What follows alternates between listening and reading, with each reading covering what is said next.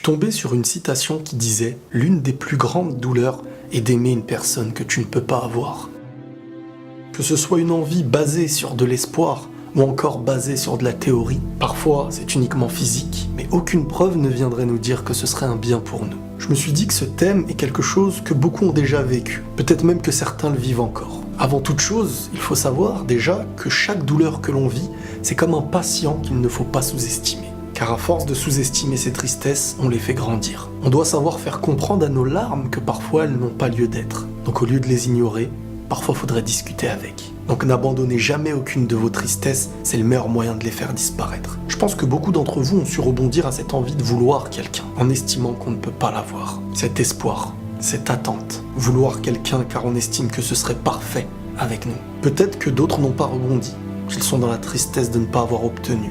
Mais vous savez, pour être heureux en amour, il faut être prêt à avoir mal. Sinon, on reste au même point. C'est pas un plaisir malsain, c'est surtout une conviction. Il est vrai que nul ne peut contrôler ses sentiments. Et là-dessus, on peut en vouloir à personne. Mais il est vrai aussi que c'est nous qui devons les raisonner. Sinon, on ne passera jamais à autre chose. Pour le bien-être de notre santé, on s'est fait comprendre qu'il ne fallait pas manger n'importe quoi. Pour le bien-être de nos cœurs et de nos corps, on se donne pas à n'importe qui. On ne doit pas rester bloqué sur ce qu'on estime déjà terminé.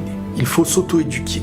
Nous, nos cœurs et notre âme. Faire comprendre à son cœur qu'il pourrait être attiré, qu'il pourrait avoir envie. On aime une personne qu'on ne peut pas avoir. Donc de manière très simple, en premier lieu, il faut se poser la question, pourquoi est-ce que je ne peux pas l'avoir ? Est-ce quelque chose de négatif à notre avancée, à nos convictions et à notre bien-être ? Si c'est le cas, peu importe la tristesse, elle n'en sera jamais plus grande que si on avait accepté quelqu'un qui risque de ruiner notre vie. Est-ce que notre réponse est liée à la passion ou à la raison? Il est important d'avoir la réponse concrète pour savoir passer à autre chose, et ainsi se faire comprendre s'il y a quelque chose ou s'il n'y a plus rien à construire ici. La meilleure manière de passer à autre chose, c'est de faire en sorte de ne pas regretter. Et pour ne pas regretter, il va falloir miser sur ce qu'il y a de plus sincère en nous. S'il y a à construire, vouloir le faire avec les meilleurs ingrédients. Ne pas se salir ni salir l'autre. Être sincère envers son cœur et le nôtre. On éloigne tous les regrets quand ce qui est terminé ne l'est pas à cause de nous, mais parce que le destin est ailleurs et qu'on l'a compris. La compréhension est très importante, car elle nous fait passer de l'idée d'un échec à un chemin qui ne fait que continuer. Notre raison doit faire comprendre à notre cœur qu'il y a mieux ailleurs, mais pas pour le rassurer, pas pour mentir, mais pour en être totalement convaincu. C'est comme ça qu'on éloigne les tristesses. L'envie est une chose parfois basée sur un fantasme, sur une idée, mais non pas sur du concret.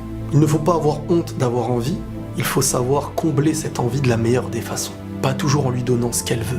Tu ne pourras jamais te prouver à toi-même que ce que tu veux est un bien pour toi. Tu ne fais que déclarer ce que tu ressens. Donc l'objectif, c'est d'en être conscient. Et c'est pour ça que beaucoup de victoires peuvent naître d'un moment où tu seras triste de ne pas obtenir. Fais-toi comprendre que ce que tu aimes sans obtenir n'est que l'illusion d'une envie. C'est comme la sensation que vous connaissez tous qu'on peut avoir à la fin d'un rêve lorsqu'on se réveille. Cette déception de vouloir garder ce qu'on avait quand on dormait. La tristesse, elle intervient, mais elle ne dure pas. Et pourquoi ? Car on s'est convaincu qu'on ne pouvait pas avoir cette chose-là, que ce n'était pas logique pour nous. Mais dans le monde réel, c'est différent. La chose que l'on voit, la personne, on estime qu'elle est encore là, qu'elle est atteignable. Donc on refuse d'y mettre fin et la tristesse continue de grandir. N'oublie jamais que ton bonheur n'est pas dans ce que tu ne peux obtenir. Ton bonheur est là où tu peux t'accrocher. Prenez tous soin de vous et la paix sur vous.